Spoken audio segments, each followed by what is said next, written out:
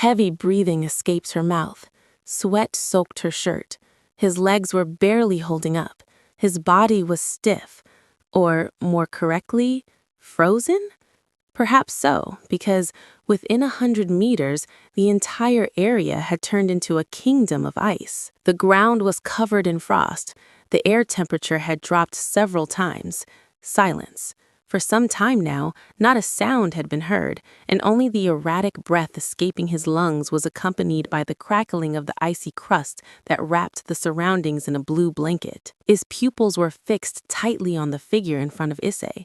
The blade of the guy in the snow-white clothes gave off a crystalline blue glow, while his bored gaze examined the 2-meter giant sprawled at his feet. Streams of red liquid flowed from under him, spreading in patterns across the crystalline blanket. Boost! The guy slowly raised his head and stared at Issei with a piercing gaze. Long white hair protruded from under the hood, sliding down his shoulders. His face had sharp features. One might even say he was handsome. He reminded him somewhat of Kiba, Issei's most hated type of person. In a normal situation, he would have given him a piece of his mind. However, now he couldn't even move. His legs were shaking from fatigue, and his muscles cramped. Under his penetrating gaze, his heart tightened like a vice, and drops of cold sweat appeared on his forehead. Issei had been on the verge of death several times before, thanks to the fallen angels for giving him such an unforgettable experience.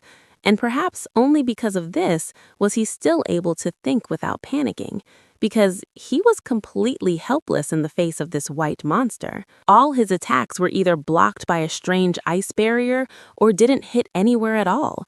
What's more, even Miltan, whose strength gave Issei goosebumps, couldn't touch him.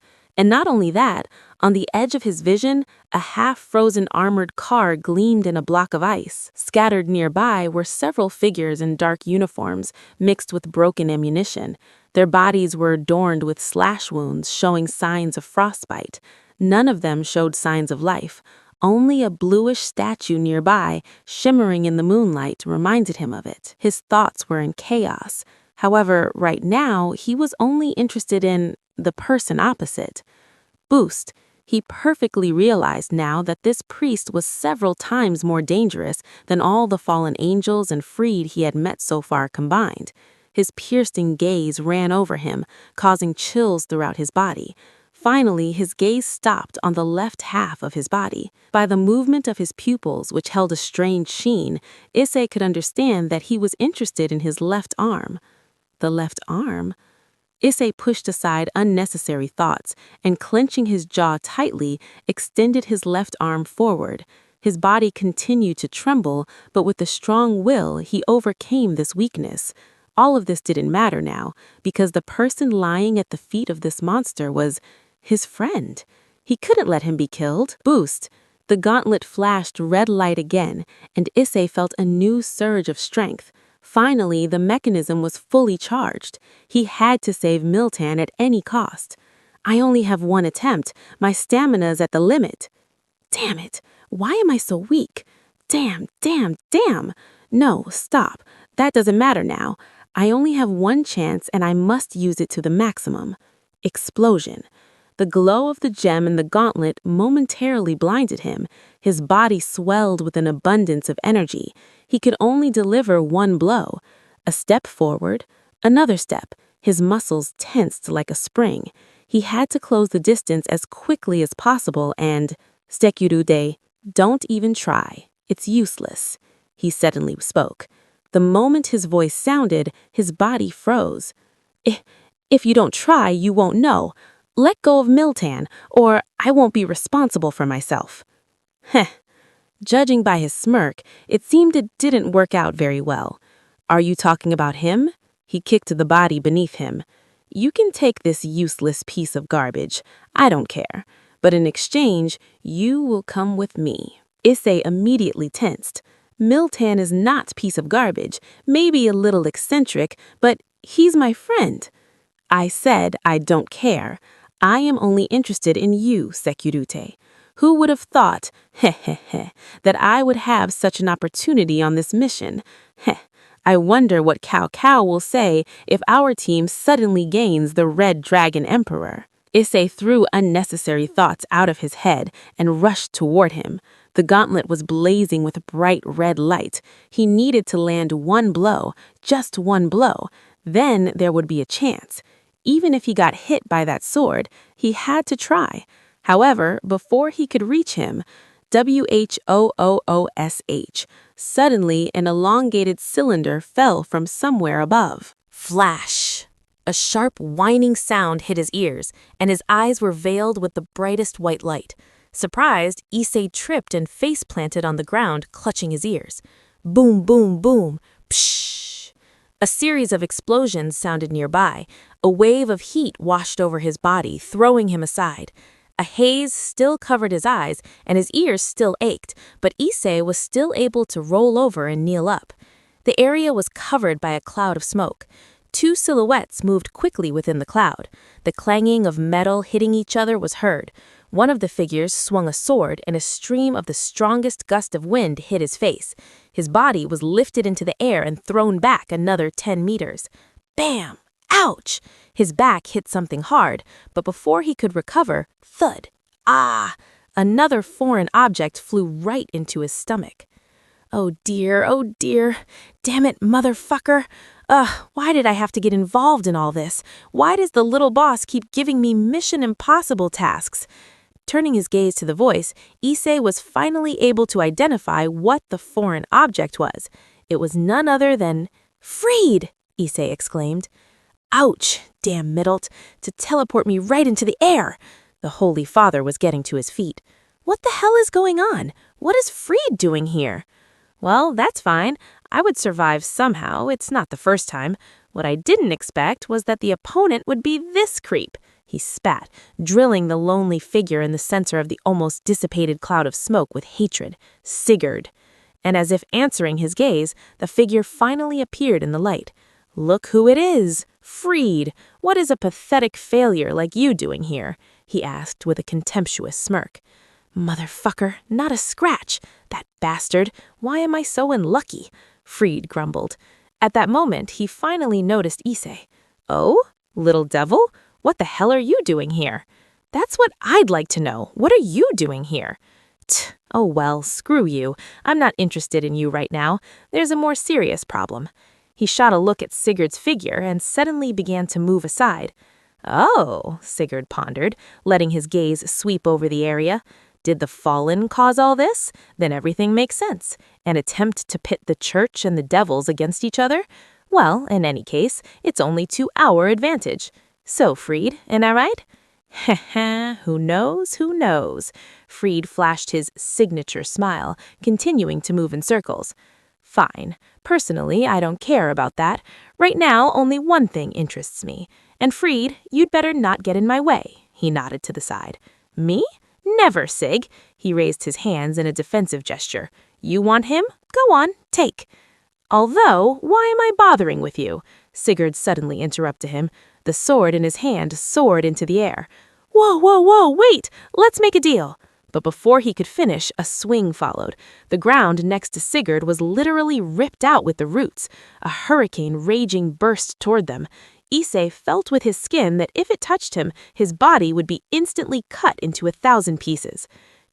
As always, the bastard. No ceremony. Damn him. Little devil, do me a favor. Serve as bait, okay?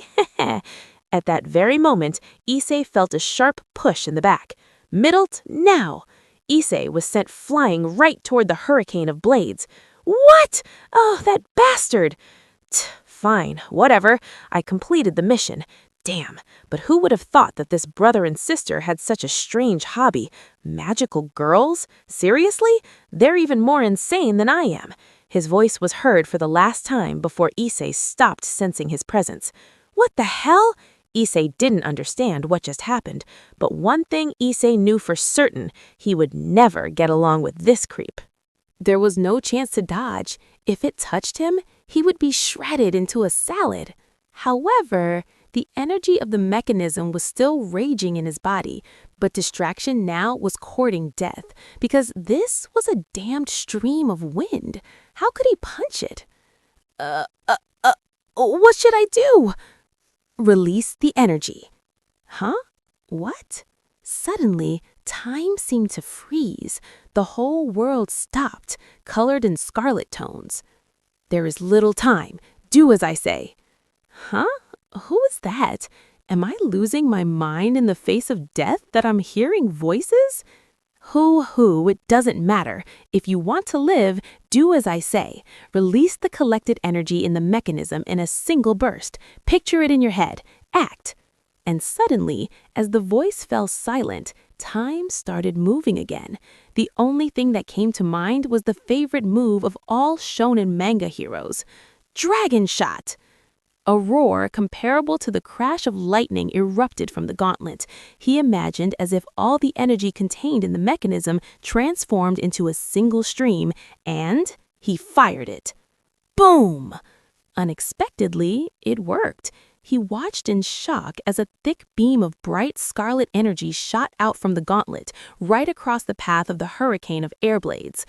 The hurricane was instantly ripped to shreds, but the beam didn't stop. The stream of energy rushed straight toward the figure in snow-white clothes. Bam! Clumps of earth flew into the air. A wave of hot heat washed over his body.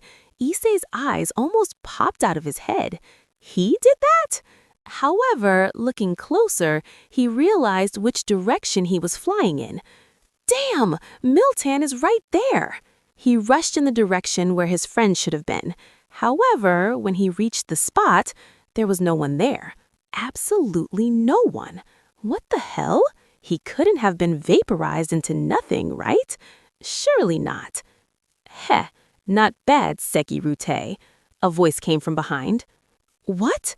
He turned around, his eyes caught a cloud of gradually dissipating smoke, and in its center, the same damned ice sphere. What kind of monster was this? If I hadn't managed to react, that was unexpected. However, a piece of ice fell to the ground. It's not enough. Issei slowly backed away, while Sigurd, stepping over pieces of falling ice, followed him. His heart sunk into his boots. This time he was definitely hit. He had spent all his energy on that shot. His stamina was at 0. His muscles wouldn't obey. As suddenly... boom! A blast so deafening sounded that his eardrums almost exploded again. The brightest radiance enveloped the night sky, as if a new sun had appeared. In the distance, all that remained was a huge crater with a radius of at least 100 meters. Sigurd also noticed it. However, after a moment, something suddenly changed in his calm demeanor. His body tensed like a spring. Following his gaze, Issei noticed a small golden flash.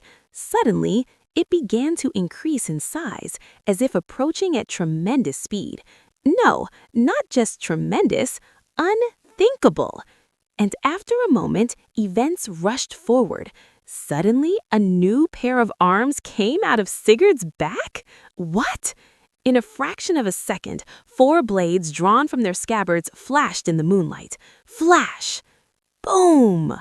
A wave of hot air washed over his body. The radiance of the small sun was blinding, and only a moment later, everything began to clear up. A small crater adorned the patch of ground nearby. A deep furrow ran through the earth, stretching for tens of meters. At its end, blocking with swords, stood Sigurd, and right in front of Issei stood a small figure wrapped in golden halo. Why are you sitting around, brother? Haven't been to the afterlife lately? A very familiar small figure. Tanya?